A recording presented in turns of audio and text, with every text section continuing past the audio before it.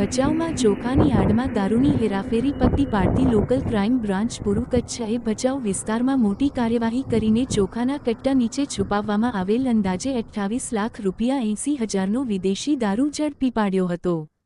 પોલીસને બાતમી મળી હતી કે H822913 નંબરના ટ્રેલરમાં ગેરકાયદેસર દારૂ ભરેલો છે અને તેની દેખરેખ માટે કાળી સ્વિફ્ટ કાર ચાલી રહી છે।